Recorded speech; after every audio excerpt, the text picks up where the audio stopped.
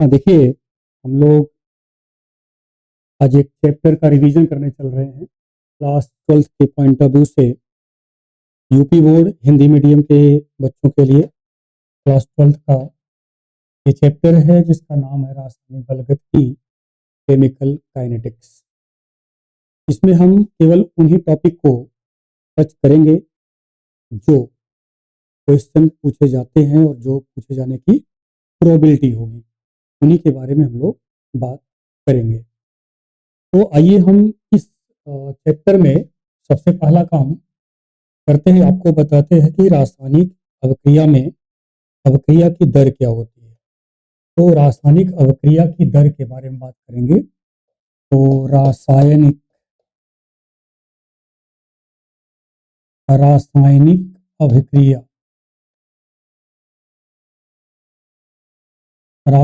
अभिक्रिया की दर, इसको हम लोग कहते हैं क्या, रेट ऑफ रिएक्शन।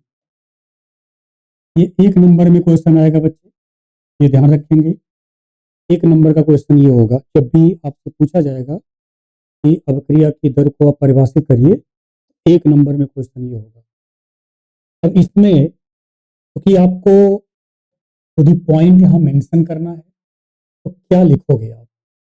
आपको डायरेक्ट ये मेंशन करना है, और एक ना मैं इसके पहले के लेक्चर में भी बता रखा हूँ और यहाँ पर भी मैं रिवाइज कर दे रहा हूँ। आप सभी लोगों को बहकाना नहीं है इसमें। टू दी पॉइंट जो क्वेश्चन पूछा जाएगा, भले ही वो 2 लाइन में ही समाप्त हो जाए, 1 लाइन में ही समाप्त हो जाए, आप ये कतई दिमाग में मत रखिए कि हम पूरा पेज भर देंगे तो हमारे को ज़्यादा नंबर मिल जाएगा। ऐसा कुछ नहीं है। यहाँ पर आपका रासायनिक अभिक्रिया की जो दर है, रेट ऑफ रिएक्शन है, इसके लिए एक लाइन का परिभाषा और उसी से संबंधित जो है एक आप फार्मूला यहाँ पर डिराइव कर देंगे। तो यहाँ पर क्या लिखना है कि एकांक समय में अभिकारक या उत्पाद के मोलर सांद्रता में हुए परिवर्तन को अभिक्रिया की दर कहते हैं। एकांक समय में अभिकारक या उत्पाद, दोनों में से कोई आपको लेना है या दोनों के सापेक्ष आपको लिखना है। लिखने के तरीके से आप ये दिखा दोगे कि अभिकारक के सापेक्ष लिखा गया है या उत्पाद के सापेक्ष लिखा गया है। तो एकांक समय में अभिकारक या उत्पाद के मोलर सांद्रता में हुए परिवर्तन को अभिक्रिया की दर कहते हैं। अब इसमें आपको क्या ध्यान देना है कि अभिक्रिया की दर को जब भी आप परिभाषित करने के लिए जा रहे हो, तो फार्मूले के रूप में परिभाषा लिखने के बाद फार्मूला क्या लिखोगे? अभिक्रिया की दर, ठीक है। अभिक्रिया की दर बराबर, यहां डायरेक्ट आप लिख सकते हो कि मोलर सांद्रता में परिवर्तन, तो दोनों आ जाएगा। तो अब यहां मैं अलग अलग कर दे रहा हूं इसको। अभिकारक या उत्पाद की मोलर सांद्रता में परिवर्तन, ठीक है, डिवाइडेड बाई समयांतराल, यहां लिख दो आप, ठीक है, समयांतराल। इस तरीके से आप अभिक्रिया की दर को एक सिंपल से सैद्धांतिक फार्मूले में दिखा सकते हो। अब यहाँ पर अगर आप थोड़ा सा इसको गणितीय रूप में ले जाना चाहो, अब इसको, ये आर आपका है, आर और ये हमारा पी है, ठीक है ना। आर ये अभिकारक हो गया और पी हमारा क्या हो गया, उत्पाद हो गया। अब यहाँ पर क्या करना है कि अभिकारक, समय के साथ ही ध्यान देना, लिखने की बात जो है, जो बोर्ड पर जो मैं लिख रहा हूँ इतने आपको लिखना है, बातों को ध्यान में रखिएगा कि आर हमारा क्या अभिकारक है और पी हमारा जो है क्या है, उत्पाद है। अब T1 टाइम पर, T1 समय पर हमारे पास R की सांद्रता मान लिया R1, T2 समय पर हमने अभिकारक की सांद्रता क्या मान लिया, R2 मान लिया। अब बच्चे यहाँ पर क्या करना है, अभिक्रिया की दर आपको लिखनी है। अभिक्रिया की दर यहाँ सीधे दर भी लिख सकते हो आप। अभिक्रिया की दर बराबर क्या हो जाएगा आपका R2, ठीक है ना, R2। अब ये हो गया R2 माइनस R1 के रूप में डिवाइडेड बाई क्या हो जाएगा T2 माइनस T1। अब यहाँ पर ध्यान देना, अभिकारक के सापेक्ष हम लोग अभिक्रिया की दर को लिख रहे हैं, यहाँ क्या लिखेंगे, माइनस साइन लगाएंगे। गणितीय रूप से भी आप माइनस साइन पाओगे, लेकिन आपको यहाँ पर बहुत ज्यादा गणितीय रूप नहीं दिखाना है, आपको सीधे माइनस साइन लगाना है, क्योंकि समय के साथ अभिकारक की सांद्रता क्या होती है, घटती है। ये माइनस साइन जो होगा तो ये नहीं बताएगा कि दर घट रहा है, बल्कि ये माइनस साइन ये बताएगा कि समय के साथ अभिकारक की सांद्रता में क्या हो रही है, कमी हो रही है।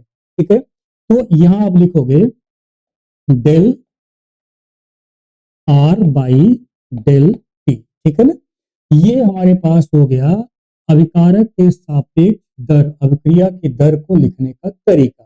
तो आपको कुछ करना नहीं, एक्स्ट्रा एफर्ट नहीं करना है, क्योंकि एक नंबर में ही हमको लिखना है इसे। तो यहीं पर आप इक्वल करके चाहे नीचे लिख दीजिए, यहाँ पॉजिटिव साइन लगा दीजिए आप, ठीक है। वो अंडरस्टूड रहेगा, इतना मत समझिएगा कि एग्जामिनर नहीं समझ रहा है, वो आपने एक एक्सप्लेन कर दिया है, क्योंकि ऊपर के फॉर्मूले में अपने बातों को मेंशन किया हुआ है। तो यहाँ पर आप प्लस साइन लगा दीजिए, ये हमारा हो गया डेल, और यहाँ लगा दीजिए active mass of P upon del T हो जाएगा, ठीक है ना।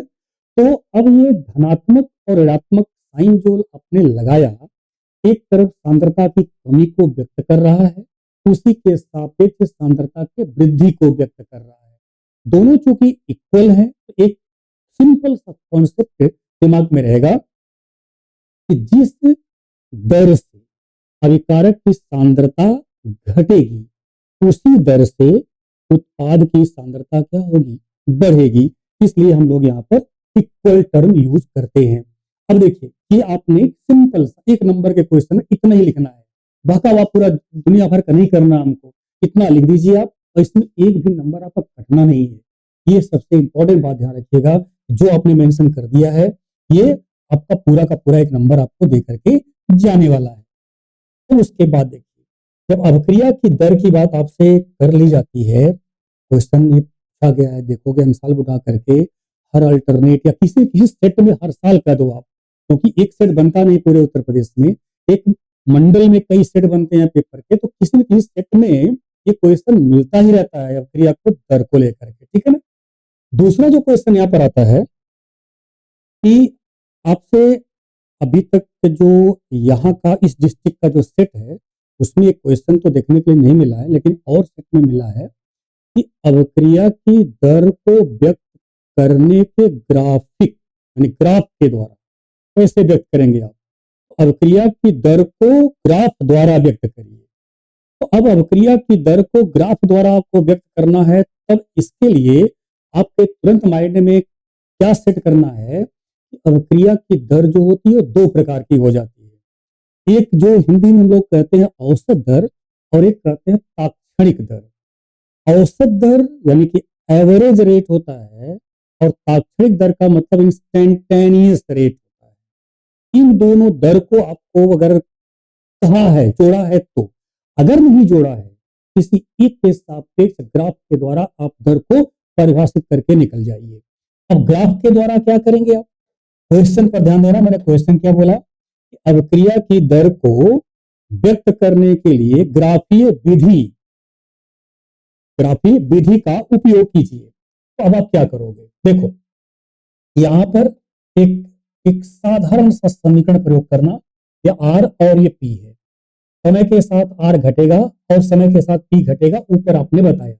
अब आप क्या करना, जब कभी भी आप याद रखिएगा, जब कभी भी ग्राफ के द्वारा दर को परिभाषित करना हो, ग्राफ के द्वारा दर को परिभाषित करना हो, तो हमेशा ग्राफ जो आप खींचोगे वह y एक्सिस जो हम लोग मान कर चलते हैं, इस पर सांद्रता लेंगे, और जो x एक्सिस मानते हैं इस पर हम समय लेंगे, यानी सांद्रता और समय के बीच ग्राफ खींचा जाएगा। सांद्रता और समय के बीच हम ग्राफ खींचेंगे, ये माइंड सेट कर लीजिए आप। अब उसके बाद कोई भी एक ग्राफ, कोई भी एक लाइन उपयोग कर लीजिए। अगर आपके पास समय है, आप अच्छा करना चाहते हो, अच्छे तरीके से व्यक्त करना चाहते हो, तो दोनों ले सकते हो आप, अन्यथा एक को लेकर के भी आप स्पष्टीकरण दे सकते हो।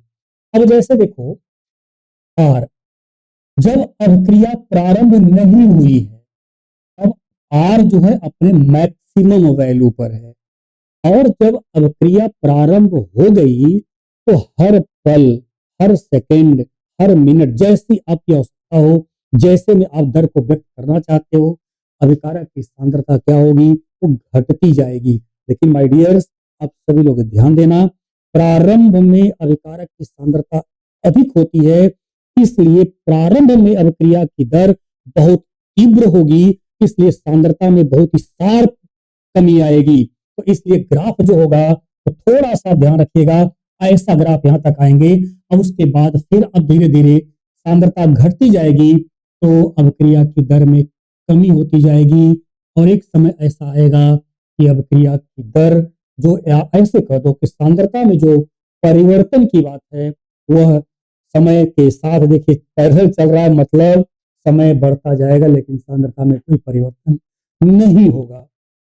अब आपको क्या करना है, जहां पर शार्प, ध्यान रखिए, जहां पर शार्प कमी, जहां पर शार्प कमी एक स्टेशनरी लगभग बदल रही है, वहीं से काम आप शुरू कर दीजिए। तो हम यहां पर देखिए, ये हमारा एक शार्प कमी जो है, यहीं पर आकर के घट रही है, यानी कि एक तरह से कहा जाए स्थिरता की तरफ जा रही है।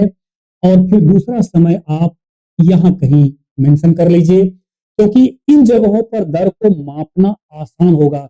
जब सांद्रता में एकाएक परिवर्तन होगा, उस दौरान सांद्रता के माप जो है वो कठिन होती है, इसलिए सांद्रता एकाएक जहां घट जाती है, उसके बाद जब स्थिरता की तरफ आती है, तो वहीं से हम मापना शुरू करते हैं। तो ये देखिए, अब ये आपका समय एक्सिस पर लेकर आइए, ये भी आपका समय एक्सिस पर लेकर आइए। यहाँ पर आपका मान लीजिए T1 है, और ये मान लीजिए आपका T2 है। यहाँ पर आप इसको, जो हमने यहाँ पर मानने की बात किया, R1 मान लीजिए, और यहाँ पर आप क्या मान लीजिए, R2 मान लीजिए।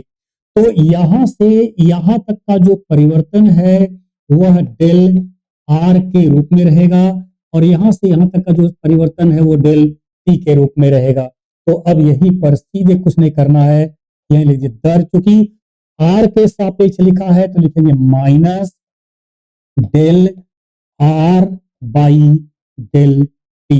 एक दर आपने इस तरीके से ग्राफ के द्वारा निकाल लिया, ग्राफ के द्वारा व्यक्त कर दिया, इतना ही सफिशिएंट है। उसके बाद आपका वेस्टेज ऑफ टाइम है, अगर आपके पास टाइम सफिशिएंट है, तो ऐसा आप यहाँ पर उत्पाद के सापेक्ष ले लेंगे, क्योंकि प्रारंभ में जब आपने अभिकारक को लिया हुआ है, उत्पाद आपका शून्य है, क्योंकि अभिक्रिया प्रारंभ नहीं हुई है, इसलिए यहाँ पर शून्यता को रिप्रेजेंट करता है, व्यक्त करता है आपका ग्राफ। और यहाँ से आप ड्रा मत करिएगा, कोई जरूरत नहीं है आपको। अब देखिए, ये आप फिर वैसे लेकर जाएंगे, जैसे आपका अभिकारक शार्प आया है, वैसे ही उत्पाद को भी आप शार्प में लेकर जाएंगे, फिर आप दोनों पैरेलल ग्राफ हो जाएंगे। कहने का मतलब, न तो अभिकारक खर्च होने वाला होगा, और ना ही उत्पाद आपका बनने वाला होगा। इस अक्ष पर, इस एक्सिस के, यानी इस ग्राफ पर भी आप सभी लोग क्या निकाल सकते हो, दर निकाल सकते हो। ठीक है, बस अंतर क्या होगा, यहाँ पर पॉजिटिव P के रूप में हो जाएगा। ये हमारा कौन हो गया, ये हमारा रिएक्टेंट हो गया, अर्थात ये हमारा अभिकारक हो गया, ये हमारा प्रोडक्ट, अर्थात हमारा ये उत्पाद हो गया। तो इस तरीके से ग्राफ के द्वारा हम सभी लोग अभिक्रिया की दर को व्यक्त कर सकते हैं, उसको निकाल सकते हैं। एक क्वेश्चन ये आपके सामने आ गया। दूसरा, अगर मान लो कहता है कि तात्क्षणिक दर और औसत दर को आप ग्राफ के द्वारा व्यक्त करिए। ये क्वेश्चन आ सकते हैं, क्योंकि पेपर थोड़े से अब बन रहे हैं इस तरीके से, तो हम थोड़ा सा प्रिकॉशन के तौर पर ऐसा दिमाग में रखें। तो तात्क्षणिक, मैंने औसत दिखा दिया आपको, क्योंकि जब कभी भी ऐसा ग्राफ आप लेकर के चलेंगे जहां पर समयांतराल निश्चित, समय अंतराल जब निश्चित हो जाएगा, तो उस दर को हम औसत दर के रूप में कहेंगे। यानी जो हमने पहला वाला ग्राफ आपके सामने रखा उसे आप कहोगे क्या, औसत दर। अगर मैं यहाँ पर लिखना चाहूँ, यही मैं लिख सकता हूँ, क्या है ये हमारा औसत दर है। ठीक है, ये अभिक्रिया की औसत दर इस तरीके से हम लोग व्यक्त करते हैं।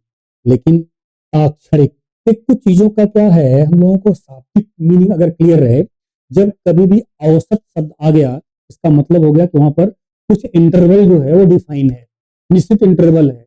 लेकिन जब ताक्षणिक की बात आती है, इंस्टेंटेनियस की बात आती है, तो हर पल हर क्षण की बात यहाँ पर करनी होती है। क्योंकि अगर कोई रासायनिक अभिक्रिया हो रही है, अभिक्रिया की दर हर मोमेंट में, हर क्षण में परिवर्तित होता है, अर्थात सांद्रता में परिवर्तन हर पल होता है। इसलिए हम सभी लोग उसके लिए अब औसत जो यानी टाइम इंटरवल नहीं निकाल सकते, तो इसके लिए हम लोग टेंजेंट का एक मैथमेटिकल टर्म है, टेंजेंट का प्रयोग करते हैं। वो कैसे किया जाएगा, आइए आपके सामने आ रखते हैं।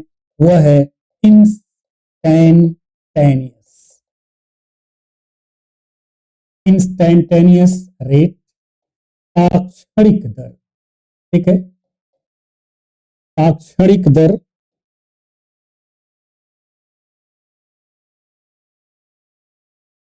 ताक्षणिक दर इसको बोलते हैं हम लोग। अब देखिए, इसके लिए अभी आपको ग्राफ खींचना है। ग्राफ को ऐसे खींचेंगे आप, उसी तरीके का ग्राफ होगा। इधर क्या लेंगे आप, सांद्रता लेंगे। यहाँ क्या लेना है आपको, समय लेना है। अब एक कोई यहाँ पर भी प्रयोग कर लीजिए, कोई एक का आपको प्रयोग करना है। चलो इस बार मैं आपके सामने उत्पाद का रख देता हूँ। ये है ग्राफ, उत्पाद के सापेक्ष हमारा ये ग्राफ हो गया। अब क्या करना है, यहाँ पर आपको एक ऐसी लाइन जिसको हम शायद आपको याद होगा, सभी लोग पढ़े हो, चाहे वो फिजिक्स पढ़े हो, चाहे मैथमेटिक्स पढ़े हो, चाहे आप केमिस्ट्री में भी पढ़ा होगा क्लास में। एक स्पर्श रेखा की बात हम लोग करते हैं। एक स्पर्श रेखा आप ऐसा खींचो कि वो इस तरीके का हो। देखिए, मैं यहाँ पर एक स्पर्श रेखा खींच रहा हूँ, ये स्पर्श रेखा मैंने खींचा। अब आपको ध्यान क्या रखना है, इस पर जहां से स्पर्श रेखा डिटैच हो रही है वो वाई एक्स ले लो, और यहां पर जहां से शुरू हुई है टच करना वो लाइन ले लो, वहां से ले लो आप। ठीक है ना, ये हमने ले लिया लाइन, और ऑलमोस्ट ये हमने ले लिया लाइन। ठीक है, अब देखिए यहां पर क्या है, ये आपका हो गया, अगर शायद हिंदी मीडियम पढ़ रहे हो, कर्ण आप कहते हो, ये हो गया लंब हो गया, और ये हो गया क्या हमारा आधार हो गया। ठीक है, अब आप सभी लोग ये जानते हो, जब कभी भी इसका मान हमें निकालना होगा तो हम सभी लोग क्या करेंगे, ये थीटा को बैठा दिया यहाँ पर। थीटा जिसके ऊपर बैठ गया वही हमारा क्या होता है, आधार होता है। जरा देखिए, आधार वाला भाग यानी ये वाला भाग कौन है, समय का है, और समय का है तो यहाँ पर क्या लिखेंगे हम, dt। और ये वाला भाग सांद्रता का है, सांद्रता के लिए हम लोग सूक्ष्म परिवर्तन जिसको बोलते हैं इनफाइनेटेसिमल चेंज, अति सूक्ष्म परिवर्तन को dx।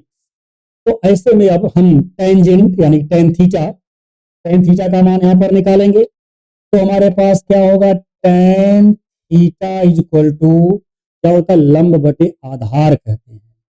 ठीक है, तो परपेंडिकुलर अपान बेस होता है, तो लंब बटे आधार मतलब dx अपान dt। ये हमारा हो गया इंस्टेंटेनियस रेट। अब एक बात ध्यान रखना, हमने यहाँ पर उत्पाद के लिए लिया हुआ है, यानी हमारा एक प्रोडक्ट के लिए है, इसलिए साइन यहाँ पर आप पॉजिटिव रखेंगे। ठीक इसी तरीके से आप सभी लोग अभिकारक के लिए भी प्रयोग कर सकते हो, बस अंतर क्या करोगे, सब कुछ वैसे लिखना, यहाँ पर माइनस साइन का प्रयोग आप कर देंगे। तो इस तरीके से ग्राफ द्वारा हम तात्क्षणिक दर और औसत दर को परिभाषित कर सकते हैं। ये हो गया हमारे पास, दो चीजें हमने आपके सामने रख दिया कि अभिक्रिया की दर क्या होती है और दर कितने प्रकार के, उनको कैसे ग्राफ के द्वारा निर्धारित करते हैं। अब आप उसके बाद जो सबसे महत्वपूर्ण जो क्वेश्चन आपसे पूछा जाता है कि यहाँ पर हमें कूद करके पढ़ाना है, कूद करके मतलब इम्पोर्टेंट टॉपिक कोई लेकर के पढ़ाना है। एक कभी-कभी आपसे क्वेश्चन पूछता है कि ताप गुणांक का परिभाषा बताइए। ताप गुणांक, हैं? टेम्परेचर कोफिशिएंट, टेम्परेचर कोफिशिएंट पूछता है। अब प्रॉब्लम क्या है कि अगर टेम्परेचर कोफिशिएंट मैं यहाँ पर सीधे लिखा दूं तो लिखाना ही है, बताना ही है, पर उसके पहले हम आपको ये बता दें कि वास्तव में वेग स्थिरांक क्या होता है। वेग स्थिरांक रेट कांस्टेंट क्या होता है और रेट कांस्टेंट को कैसे हम व्यक्त करते हैं, रेट कांस्टेंट को कौन कारक मुख्य रूप से प्रभावित कर सकता है। तो आइए हम सभी लोग यहाँ पर रेट कांस्टेंट की बात करते हैं, वेग स्थिरांक की बात करते हैं। रेट कांस्टेंट,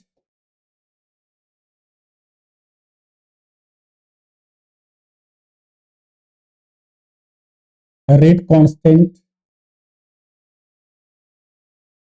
वेग नियतांक, वेग स्थिरांक, इसके और भी नाम आगे हम मेंशन करेंगे आपके सामने। वेग नियतांक, वेग स्थिरांक, नियत अंक, स्थिर अंक, ये इसका रेट क्या हो जाए भाई, कांस्टेंट हो जाए। इसके शाब्दिक अर्थ को समझ लीजिए तो आपका क्लियर रहेगा। क्या कह रहा है, रेट क्या हो जाए, स्थिर हो जाए। अब रेट स्थिर हो जाए वो कैसे होगा, कैसे समझेंगे हम, आओ जरा एक रासायनिक अभिक्रिया के आधार पर समझते हैं। ये हमारे पास आर है, आर हमको दे रहा है क्या, प्रोडक्ट, ठीक है ना, आर हमको ये उत्पाद दे रहा है। तो ऐसी स्थिति में अब हम सभी लोग क्या लिखेंगे कि अभिक्रिया की दर,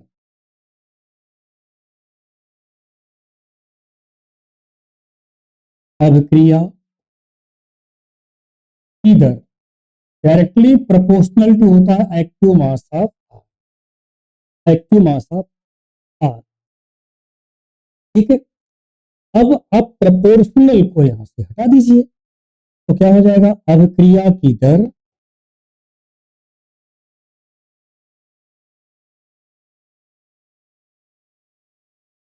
बराबर स्मॉल के एक्टिव मास ऑफ आर। यहां पर के हमारा यही है वेग नियतांक है, वेग स्थिरांक कहते हैं, रेट कांस्टेंट कहते हैं, लेकिन ये परिभाषा नहीं है। ये तो मैंने केवल इसका आपको बता दिया कि हमने ये नाम से इसको पुकारा है। अब जरा यहां पर ध्यान दें, फिर से एक बार हेडिंग पर मैं आ रहा हूं, क्या बोल रहा, रेट कांस्टेंट। इसका फिजिकल मीनिंग तोड़ करके समझिए, यानी वेग नियतांक, वेग क्या हो जाए, एक नियत हो जाए, स्थिर हो जाए।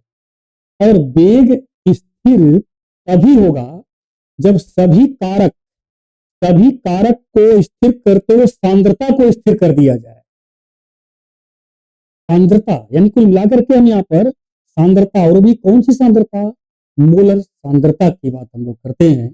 तो यदि, यही कंडीशन लगा दीजिए, परिभाषा एक नंबर का आएगा, मात्र ध्यान रखिएगा, मात्र एक नंबर का आएगा।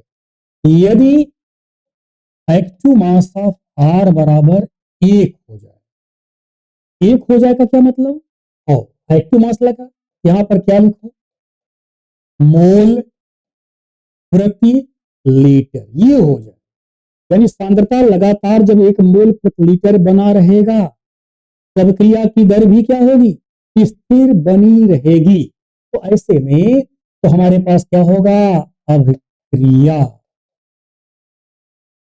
अभिक्रिया की दर बराबर क्या, के, अभिक्रिया की दर बराबर के, यानी वेग स्थिरांक, यानी के जो हम लोगों ने यहां पर लिखा, तो क्या है, इसी को शब्दों में लिखना है। बात इतना करने के बाद आपको शब्दों में लिखना है, क्या लिखोगे, एकांक, यानी ऐसे कह दो, अभिकारक के, मैं स्लो मोशन में बोल रहा हूं, आप लिख लोगे, अभिकारक के एकांक मोलर सांद्रता पर अभिक्रिया की दर को वेग स्थिरांक या वेग नियतांक कहते हैं। एक बार फिर सुन लें। अभिकारक के एकांक सांद्रता पर अभिक्रिया की दर को वेग नियतांक या वेग स्थिरांक कहते हैं। ठीक, ध्यान देना, यहाँ इंटरेस्टिंग। इसका मान है, जरूर इसको याद करिएगा, इसका मान सांद्रता पर निर्भर नहीं होता है, क्योंकि ये तभी है जब सांद्रता 1 मोल प्रति लीटर है। इसीलिए कहा जाता है कि इसका मान सांद्रता पर निर्भर नहीं होता। इसका मान किस पर निर्भर होता है? ताप पर। यानी वेग नियतांक का मान ताप पर निर्भर होता है। ये सभी लोग ध्यान में रखिएगा। ये वेग नियतांक का आपके सामने आ गया परिभाषा। 1 नंबर का टिप्पणी आपको ऐसे लिखना है, इतना लिखकर छोड़ देना है। यानी यहां तक आएंगे, जो परिभाषा मैंने बोला वो परिभाषा आप लिख देंगे, यदि आपके पास क्वेश्चन आ रहा हो तो। ठीक है, चलिए, जब वेग नियतांक आ गया, इसी वेग नियतांक से संबंधित उसमें ऑब्जेक्टिव क्वेश्चन के लिए भी आपको मैंने 2 बातें बताया, उसको ध्यान रखिएगा। वेग स्थिरांक का मान इस पर निर्भर नहीं होता, तो उसमें सांद्रता याद करके रखिएगा। सांद्रता पर वो निर्भर नहीं होता है। इस पर निर्भर होता है मुख्य रूप से, तो ताप है इसका मुख्य पैरामीटर, जो कि इसको अधिक से अधिक प्रभावित करता है। अब उसके आगे आइए, जब वेग नियतांक आप समझ लिए, इसी वेग नियतांक से संबंधित ताप गुणांक होता है। ये भी क्वेश्चन पूछा गया है, ये हम लोग का डिस्ट्रिक्ट के सेट में भी पूछा गया है। ताप गुणांक, ताप गुणांक,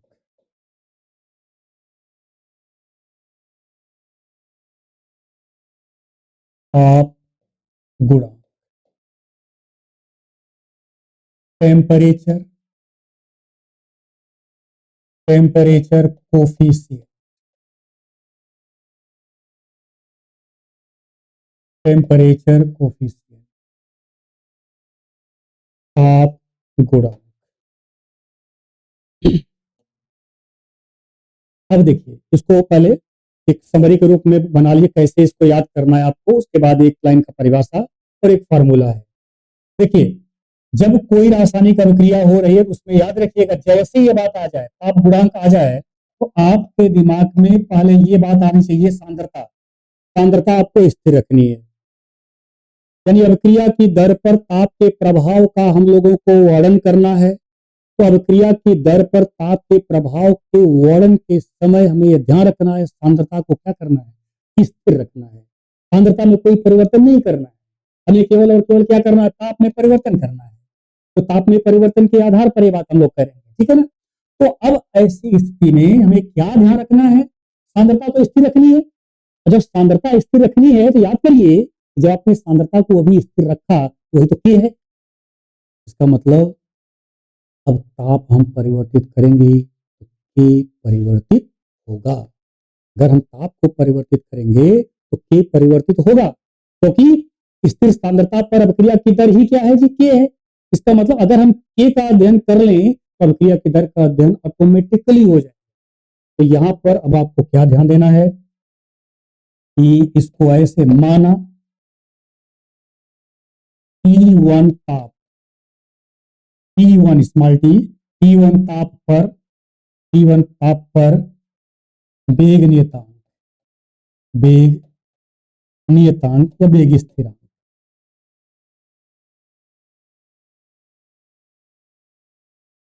वेग नियतांक बराबर T1। ठीक है, उसके बाद T1 प्लस 10, ये इंटरेस्टिंग पॉइंट है। T1 प्लस 10, यानी जो पहला ताप आप लोगे उससे 10 डिग्री, अब यहां प्लस लगा है, यू में यूज माइनस, 10 का अंतर होना चाहिए। ताप में 10 का अंतर होना चाहिए, वो नेगेटिव और पॉजिटिव दोनों में हो सकता है। बस क्या ध्यान देंगे, जब आप T1 में से 10 घटाएंगे, तो T1 पर आपने क्या माना, K1 का मान K2 के मान ज्यादा होगा, और जब T1 में आप 10 जोड़ेंगे तो यहां पर हम मानेंगे क्या, K2 मानेंगे, हमारा यह नियतांक K2 है, K2 का मान ज्यादा होगा। जो नियतांक का मान अधिक हो, ठीक है ना, उसी को आप बना देंगे न्यूमरेटर, उसी को बना देंगे आप न्यूमरेटर, बस यही ध्यान देना है आपको, ठीक है ना। अगर ये हो गया तो माय डियर्स अब यहां पर हो जाएगा ताप गुणांक बराबर, ताप गुणांक बराबर, अब क्या हो जाएगा, T1 प्लस 10, ठीक है ना, T1 प्लस 10 ताप पर क्या, वेग नियतांक, वेग नियतांक डिवाइडेड बाई T1 ताप पर वेग नियतांक, T1 ताप पर वेग नियतांक। अब इसको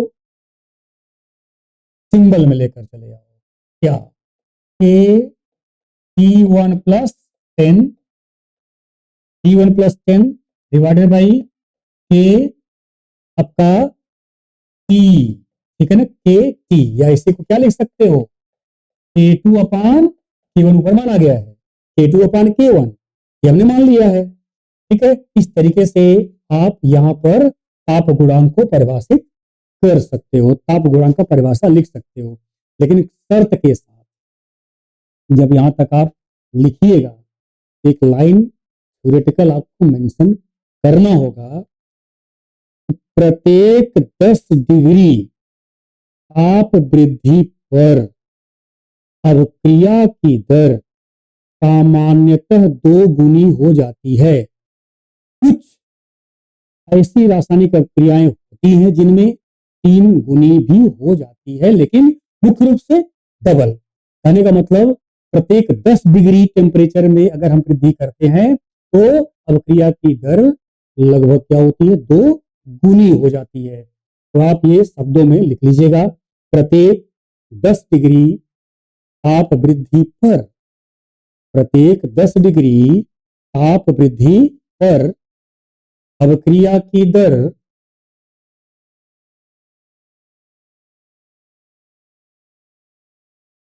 अवक्रिया की दर 2 गुनी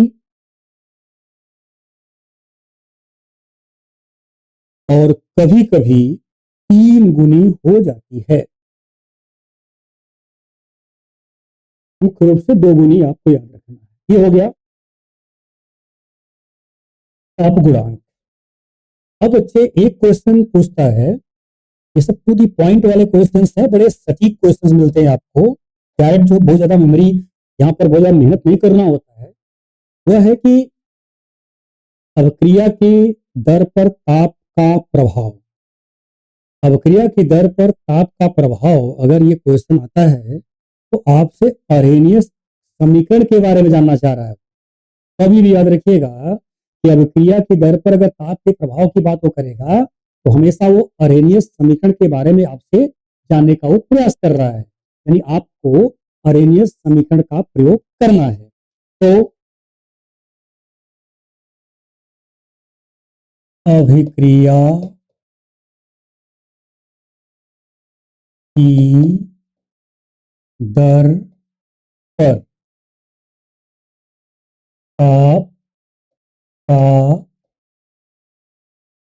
प्रभाव, अभिक्रिया की दर पर ताप का प्रभाव, effect of temperature, effect of temperature on the rate, on the rate of reaction। जब ये क्वेश्चन आएगा इस हेडिंग के साथ, आप क्या करोगे, नीचे या ब्रैकेट में वही लिख देना Arrhenius equation, Arrhenius equation, Arrhenius का समीकरण।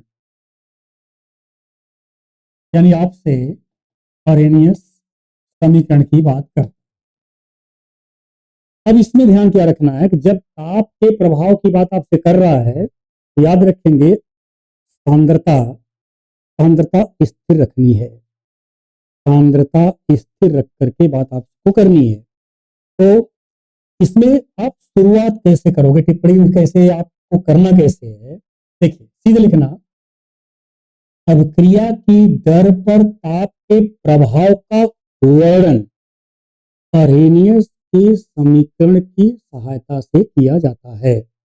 यही लाइन आपका शुरुआत कर देना है।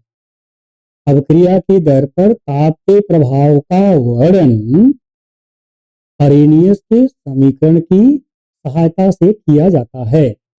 इतना करने के बाद सीधे अरेनियस का समीकरण आपको लिख देना है। ए बराबर ए इंटू ई के power minus E A upon R. ये समीकरण आपका हो गया। A is equal to A आपका माइनस ई के power minus E A upon R. यहाँ पर के, यहाँ पर ए, यहाँ पर आर, यहाँ पर टी, यहाँ पर ई ए। ठीक है ना।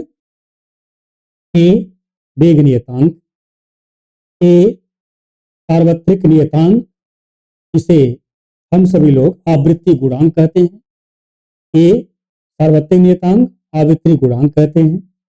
आर गैस नियतांक, टी परमताप, ई ए सक्रियण ऊर्जा। एक बार फिर सुन लें। ए वेग नियतांक, ए आवृत्ति गुणांक, आर गैस नियतांक, टी परमताप, ई ए सक्रियण सक्रियण ऊर्जा, एक्टिवेशन एनर्जी, एक्टिवेशन एनर्जी, सक्रियण ऊर्जा। ध्यान रखें सक्रियण है।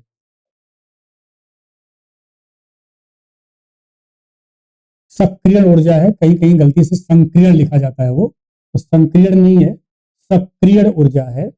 सक्रियण का यहाँ पर हिंदी अगर थोड़ा सा इजी कर दो इसको, सक्रिय बनाने के लिए आवश्यक ऊर्जा।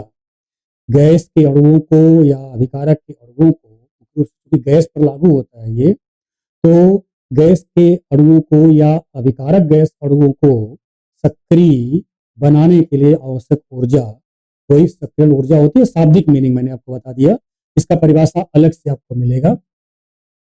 ठीक है, ये समीकरण आपके पास है। अब प्रॉब्लम क्या है, वो आपसे कहा है कि ताप के प्रभाव का वर्णन करना है। तो अब इसको वर्णन करने के लिए दो तरीका आपके पास। वो आपको क्या करना है, इस पूरे समीकरण का लॉग ले लेना है, क्योंकि यहाँ पर जो है क्या लगा हुआ, ई लगा हुआ है। तो उपरोक्त समीकरण का लॉग लेने पर, तो सीधे लिख दो लॉग लेने पर, तो क्या लेंगे, लॉग के बेस ई रखेंगे आप। ठीक है, लॉग के बेस ई। तो माय डियर्स, इसी लॉग बेस ई को साथ में ln लिखते हैं, लोन करते हैं इसको, नेचुरल लॉग है ये। ठीक है ना, लोन। तो लॉग के बेस ई, तो अब क्या हो जाएगा आपके पास, लॉग ए बेस ई हो जाएगा, क्योंकि बेस हटा दिया है आपने। बेस हटा दिया है तो वहां का जो साइन के साथ जो ऊपर वाले भाग हैं वो खिसक करके आ जाएंगे, नीचे बैठ जाएंगे।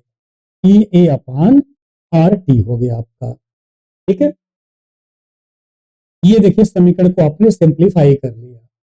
अब यहीं से हम दो रास्ते बनाएंगे। दो रास्ते क्या बनाएंगे, इसको समीकरण एक लेकर के फिर दो रास्ते निकालते हैं। अब इसको आप थोड़ा ऐसे लिखिए, लॉग ए का base E minus E A upon R into 1 upon T. इसको ऐसे लिखिए आप। ठीक है ना, है तो वही चीज। उसके बाद फिर ये वाला प्लस वाला पार्ट है, क्या लिखिए आप, लॉग ए का बेस ई लगा दीजिए। ठीक है ना, और इसी को आप कंपेयर कर दीजिए y बराबर एम एक्स प्लस सी से। ठीक है, तो अब यहां पर देखिए सी की जगह पर ये है जो हिंदी में क्या कहलाता है, अंतःखंड कहलाता है। ई जो है अंतःखंड कहलाता है, अंग्रेजी में इंटरसेप्ट कहते हैं, ठीक है। और x जो है ये आपका 1/t है, यानी 1/t, और m के जगह क्या है, -EA/r है, m के जगह पर -EA/r है, और y के जगह पर क्या है, log k बेस e है। अब देखिए यहाँ पर और भी चीजें हैं जो बाद में भी कर सकते हैं, चाहे तो आप यहां भी कर सकते हैं, वो आपके ऊपर निर्भर करेगा। क्या, चलिए अगले स्टेप में, ये जो लॉग बेस ई है इसको गणनात्मक लॉग में हम परिवर्तित कर दें। गणनात्मक लॉग में परिवर्तित करने का मतलब जो बेस ई है उसे बेस 10 में हम परिवर्तित कर दें। तो अब इसको हम लिख सकते हैं, ऐसे भी लिख सकते हैं, क्या, 2.303 log a base 10 minus EA/R 1/t plus 2.303 log a base का 10, ऐसे लिख सकते हो आप, यही लगा दो, क्योंकि log E is equal to 2.303 log base 10, ये इसकी वैल्यू आपको याद करना है, याद होगा भी, प्रैक्टिस में आपके होगा ये। अब यहां से लॉग के बेस 10 निकाल लो, क्या हो जाएगा, माइनस EA/2.303R 1/t, ठीक है, और प्लस यहाँ 2.303 क्या हो रहा है, पूरे में आप डिवाइड कर रहे हो, तो हो जाएगा, केवल बचेगा क्या, लॉग बेस 10 पर आपका ये मिल गया। अब आप देखें, यहीं पर एक निकल करके आ गया आपका, सीधी रेखा का समीकरण से आपका ग्राफ आ गया सीधी रेखा के लिए।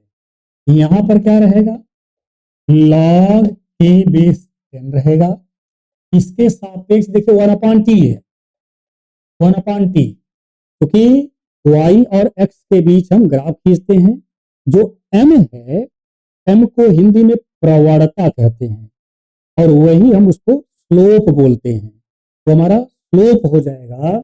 अब ग्राफ में देखिए माइनस साइन लगा, स्लोप निगेटिव है, तो ग्राफ ऊपर से नीचे आएगा, तो ग्राफ आपका ऐसा हो जाएगा, ठीक है ना, स्ट्रेट लाइन आपका ऐसा हो जाएगा। इसको आप थोड़ा सा पीछे बढ़ा दीजिए, जिसको बोलते हैं एक्सट्रापोलेशन, पीछे बढ़ा देंगे तो ये अंतःखंड बन गया, मूल बिंदु से यहाँ पर क्या बन गया, अंतःखंड बन गया, ये अंतःखंड हो गया, और इसी अंतःखंड का मान है लॉग ए, यानी कि हम यहाँ पर अगर शब्दों में लिख दें, पहले से इंटरसेप्ट लिख दीजिए इसको आप, ये हमारा अंतःखंड इंटरसेप्ट, इंटरसेप्ट बराबर लॉग ए बेस 10, और ये ढाल है, स्लोप है, ढलान है, तो हमारा ये हो गया, स्लोप इज इक्वल टू कितना है, माइनस EA/2.303R। यहां से आप EA के मान की गणना कर सकते हैं, यदि आपके पास क्या ज्ञात हो जाए, स्लोप ज्ञात हो जाए, तो ढाल ज्ञात हो जाए, तो आप निकाल सकते हैं EA का मान, ठीक है। एक विधि हमारे पास ये रहा EA की गणना करने के लिए, आप एक काम करिए, वही सामने लिख दीजिए, EA बराबर क्या है, माइनस है, माइनस साइन तो लगाइए, स्लोप इंटू 2.303R। ध्यान देना, जब आप EA निकालने जाओगे ना, तो स्लोप आपका, क्योंकि पहले से माइनस साइन लगा हुआ है, स्लोप जब लोगे स्लोप भी निगेटिव रहेगा, इसलिए EA का मान क्या आ जाएगा, पॉजिटिव आ जाएगा, EA का मान पॉजिटिव आ जाएगा, ध्यान रखिएगा, स्लोप जो आपको दिया जाएगा वो निगेटिव दिया रहेगा, यहाँ पर निगेटिव पहले से लगा हुआ है, तो ये वैल्यू आपकी पॉजिटिव हो जाएगी, सक्रियण ऊर्जा ये आपका पॉजिटिव मिलेगी, ठीक है। तो ये रहा एक विधि। दूसरा आइए देखिए, अभी जो समीकरण लिखे थे उसी पर आते हैं फिर से एक बार वापस, क्या था, log a base E, log a base E minus EA/RT, ठीक है। अब यहां क्या करो आप, दो ताप ले लो, आपको पता है, इसके पहले बता चुके हैं, T ताप पर क्या निर्भर होता है? T। देखिए स्थिरांक का मान ताप पर निर्भर होता है, तो आप यहां पर अब T को बदलो, तो T1 ताप पर क्या हो जाएगा जी? log T1 बराबर log AE माइनस TA अपान RT1। और ये बात हम ध्यान रखिएगा, जो A का मान है, तो A का मान T पर निर्भर नहीं होता है, इसीलिए उसको सार्वत्रिक नियतांक के नाम से जानते हैं। सार्वत्रिक नियतांक है वो। तो अब T2 ताप पर, T2 ताप पर क्या हो जाएगा? log A2E is equal to log A minus आपका EA अपान RT। ठीक है, यहां पर इसको समीकरण 2 बना लीजिए, इसको समीकरण 3 बना लीजिए। ठीक है, अब आप क्या करिए, 3 में से 2 को घटा दीजिए, 3 में से 2 को घटा दीजिए, यानी समीकरण 3 माइनस समीकरण 2, तो क्या हो जाएगा? log A2E minus log K1E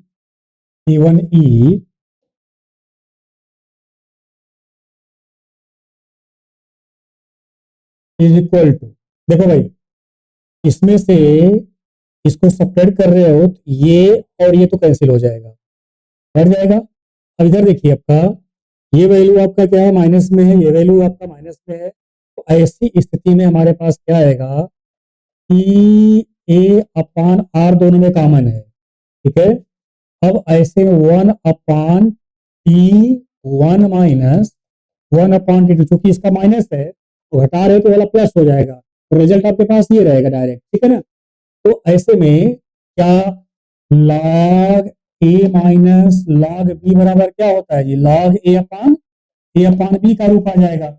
तो ऐसे में अब हम लोग यहां पर क्या मेंशन कर सकते हैं, जरा देखिए, log K2 upon K1 T पर है, और यहां हो जाएगा E अपान R, इधर हो जाएगा T2 माइनस T1 अपान T1 T2 के रूप में।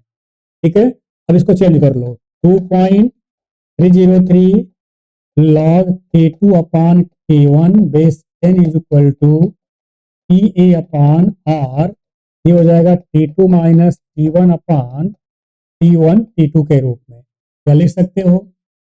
log K2 upon K1 base 10 EA अपान 2.303 R। ठीक है, और इधर हो गया आपका T2 माइनस T1 अपान T1 T2 के रूप में।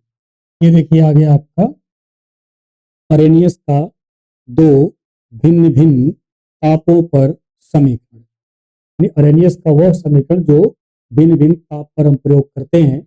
तो यहाँ पर आपके सामने सक्रियण ऊर्जा ज्ञात करने के दो फार्मूले आ गए, एक तो दो ताप पर और एक जो है आपका ग्राफ मेथड। इसलिए कहा जाता है ग्राफिकल मेथड और टेम्परेचर मेथड। ग्राफीय विधि और ताप विधि के द्वारा अरेनियस के समीकरण का प्रयोग करके हम सभी लोग सक्रिय ऊर्जा की गणना कर सकते हैं। इसके बाद 1 नंबर का क्वेश्चन जो आएगा, ये जो क्वेश्चन आएगा 2 नंबर में आएगा। ये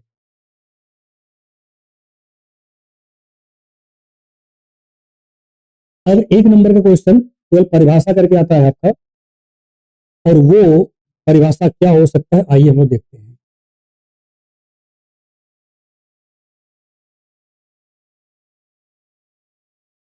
वो परिभाषा क्या मिल सकता है, आइए देखें। आपसे पूछता है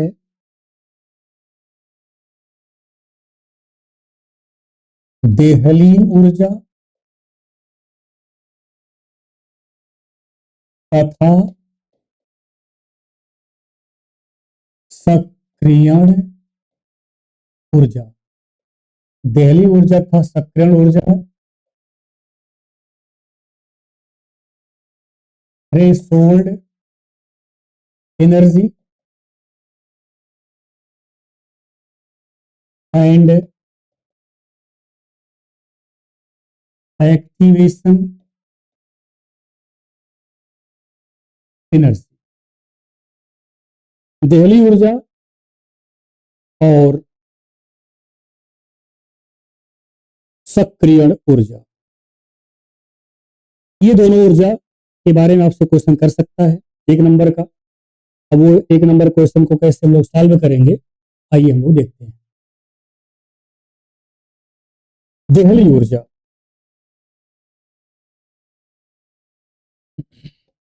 थ्रेशोल्ड एनर्जी, इसका मीनिंग क्या हुआ? अभिकारक अणुओं के अंदर अभिक्रिया करने के लिए निहित ऊर्जा, कैसे कह दो, अभिक्रिया में भाग लेने के लिए अभिकारक अणुओं के अंदर निहित अर्थात संचित ऊर्जा को देहली ऊर्जा कहते हैं। तो मतलब हो गया कि ऐसे अभिकारक के अणु जिनके पास ऊर्जा देहली ऊर्जा के बराबर होगी वो रासायनिक अभिक्रिया में भाग लेंगे, लेकिन जो अभिकारक के अणु या जिन अभिकारक अणुओं के पास ऊर्जा देहली ऊर्जा के बराबर नहीं होगी, उससे कम होगी, ऐसे अभिकारक के अणु कभी भी अभिक्रिया में भाग नहीं लेते हैं, कभी भी अभिक्रिया में भाग नहीं लेते। ऐसे अभिकारक अणुओं के लिए बाहर से ऊर्जा की आवश्यकता होती है, और जो बाहर से ऊर्जा वो ग्रहण करते हैं उसी ऊर्जा को हम सभी लोग नाम देते हैं क्या? सक्रियण ऊर्जा अर्थात एक्टिवेशन एनर्जी। सक्रियण ऊर्जा एक्टिवेशन एनर्जी का नाम दिया जाता है।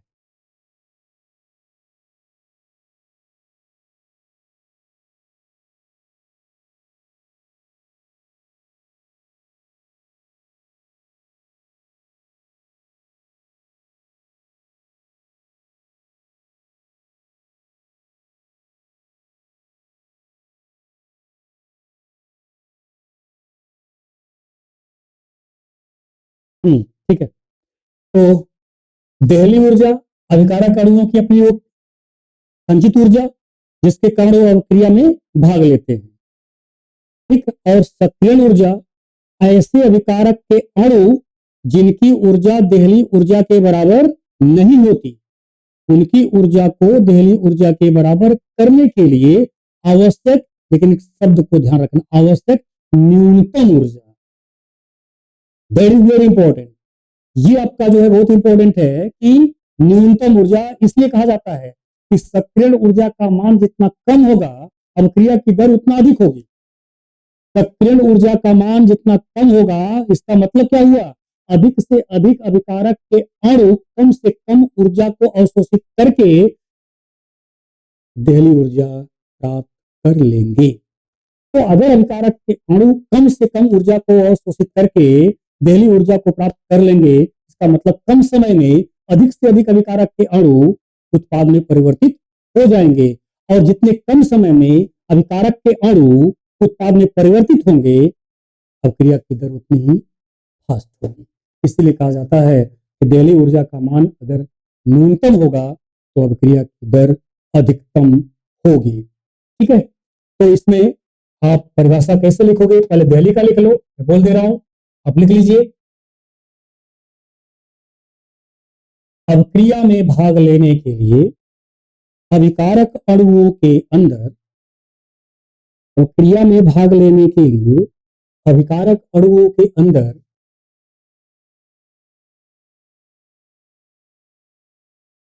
निहित ऊर्जा को देहली ऊर्जा कहते हैं, देहली ऊर्जा कहते हैं।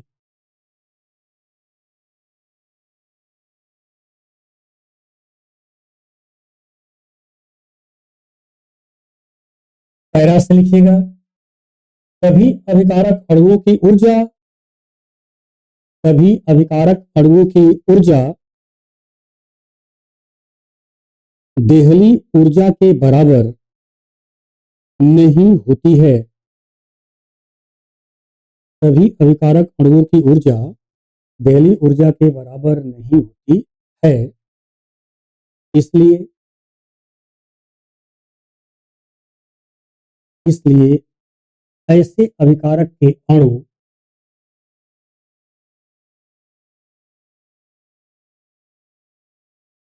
बाह्य स्रोतों से ऊर्जा बाह्य स्रोतों से ऊर्जा ग्रहण करते हैं, जिसे सक्रियण ऊर्जा कहा जाता है। जिसे सक्रियण ऊर्जा कहा जाता है। फिर पैरा से चाहे तो बीच वाला पैरा आपके समय नहीं रहेगा तो आपके पास छोड़ दीजिएगा। अब ये वाला पैरा लिखिए। अभिकारक अणुओं द्वारा अभिकारक अणुओं द्वारा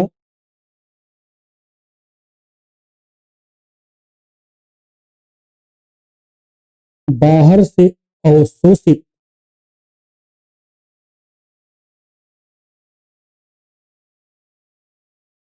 वह न्यूनतम ऊर्जा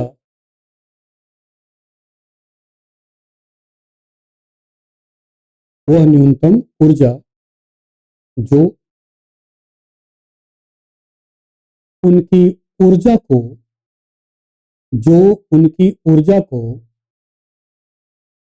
देहली ऊर्जा के बराबर देहली ऊर्जा के बराबर या अधिक या अधिक कर देता है कर देता है सक्रियण ऊर्जा कहलाता है। सक्रियण ऊर्जा कहलाता है। इसके लिए ग्राफ खींच दीजिए आप। इसके सापेक्ष ऊर्जा इसके सापेक्ष जो है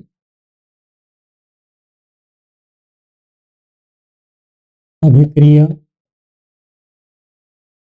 की उन्नति प्रोग्रेस ऑफ रिएक्शन और इधर एनर्जी।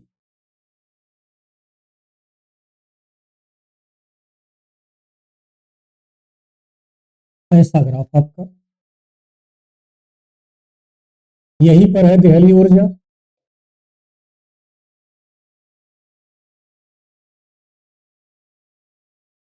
थ्रेशोल्ड एनर्जी है।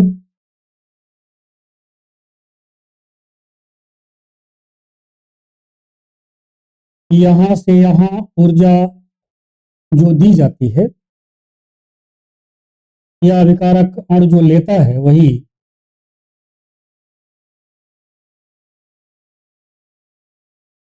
एक्टिवेशन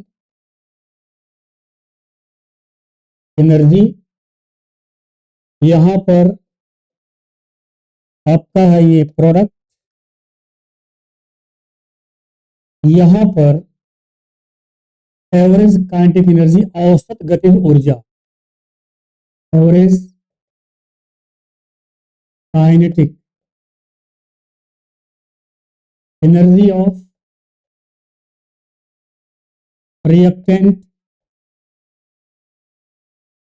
मॉलिक्यूल्स अभिकारक अणुओं की औसत गतिज ऊर्जा अभिकारक अणुओं की औसत गतिज ऊर्जा।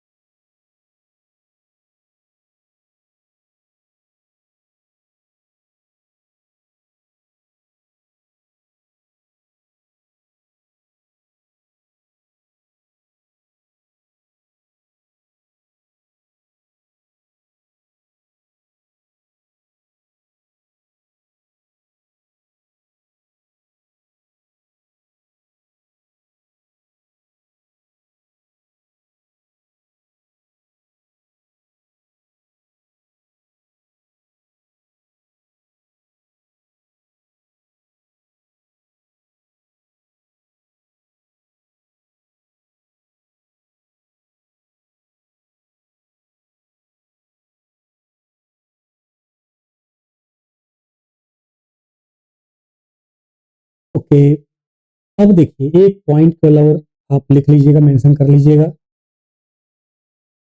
धनात्मक उत्प्रेरक सक्रियण ऊर्जा घटाते हैं।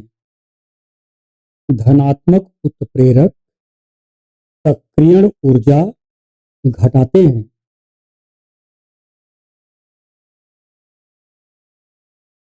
तथा ऋणात्मक उत्प्रेरक सक्रियण ऊर्जा बढ़ाते हैं। सक्रियण ऊर्जा बढ़ाते हैं।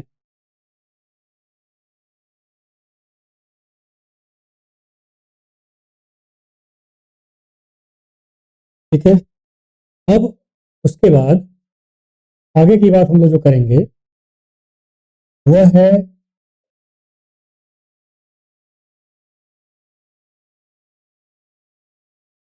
अभिक्रिया की आणविकता। अभिक्रिया की आणविकता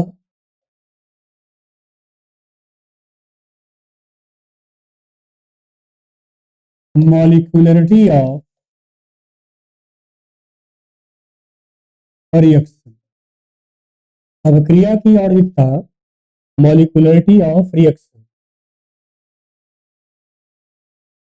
बस एक लाइन का परिभाषा, वेग निर्धारण पद में, वेग निर्धारण पद में अभिक्रिया में भाग लेने वाले,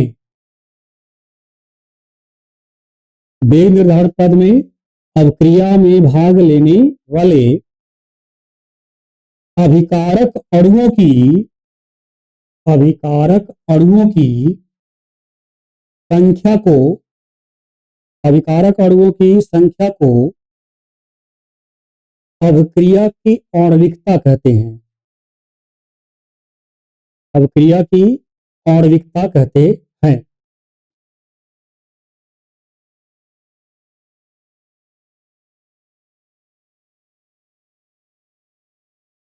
लक्षण, ऐसे क्वेश्चन पूछेगा आपसे, अभिक्रिया की आणविकता पर टिप्पणी लिखिए तो परिभाषा लिखने बाद लक्षण लिखिएगा। और ये क्वेश्चन कॉम्पिटिटिव एग्जाम में भी पूछता है। लक्षण नंबर 1,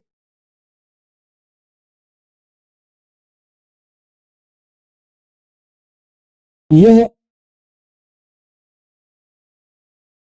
वेग निर्धारण पद में,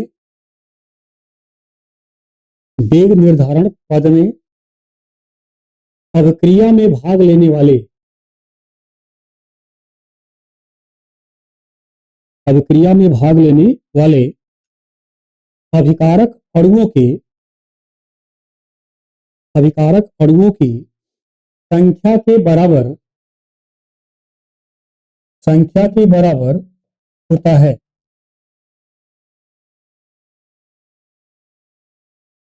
अभिकारक अणुओं की संख्या के, वेग निर्धारण पद में अभिक्रिया में भाग लेने वाले अभिकारक अणुओं की संख्या के बराबर होता है।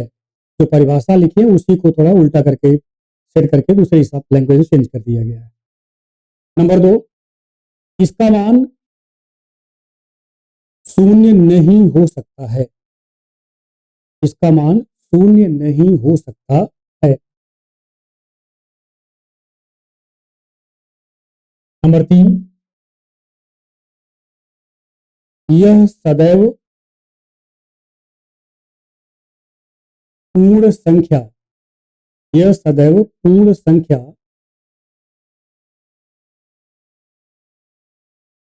में होता है। पूर्ण संख्या में होता है, क्योंकि आपने दूसरे पॉइंट में शून्य को परिभाषित कर दिया है पहले ही, इसलिए पूर्ण संख्या में शून्य को यहाँ नहीं लिखाया गया है। कि आपने दूसरे पॉइंट में लिख दिया कि शून्य नहीं होता है, इसका मतलब हो गया कि जब शून्य नहीं है तो पूर्ण संख्या में वो चीज हटा दीजिए आप। पूर्ण संख्या चूंकि शून्य भी आता है, क्योंकि आपने लिख दिया है शून्य नहीं होता है या नहीं हो सकता है, तो पूर्ण संख्या कोई भी आपका यहाँ पर हो जाएगा। चौथा नंबर, यह भिन्नात्मक नहीं होता। ये बढ़ाने के लिए केवल एक पॉइंट बढ़ जाएगा आपका, ये भिन्नात्मक नहीं होता। जबकि तीसरा चौथे पॉइंट का मीनिंग अगर निकालोगे तो सेम आएगा। ठीक है, नंबर 5, तो एक पॉइंट चाहोगे तो आपका कम हो जाएगा 5। यह सैद्धांतिक होती है, यानी इसका मानक अभिक्रिया को देख करके बताया जा सकता है। इसके लिए किसी प्रयोग की आवश्यकता नहीं है कि नहीं आपके पास प्रयोग हो और सांद्रता का घात आपको पता हो तब आप बताओगे, ऐसा कुछ नहीं। तो अभिक्रिया को देखिए और उसमें देखिए वेग निर्धारण पद, और वेग निर्धारण पद कौन होता है? मंद पद। ये स्टेप, उसी में जो अभिकारक के अणु उपस्थित होंगे सीधे बोल दो उसकी वो आणविकता होती है। यह सैद्धांतिक होता है, यह सैद्धांतिक होता है। ये मैंने आपके सामने रासायनिक बल गति से कुछ बेसिक टॉपिक बताया। अगले में जब हम लोग उपस्थित होंगे तो वहां पर अभिक्रिया की कोट, शून्य कोट की अभिक्रिया, प्रथम कोट की अभिक्रिया, ठीक है, और उसके संबंधित जो क्वेश्चन पूछे जाते हैं उसके बारे में अगले लेक्चर में बात करेंगे हम लोग। Okay, thank you.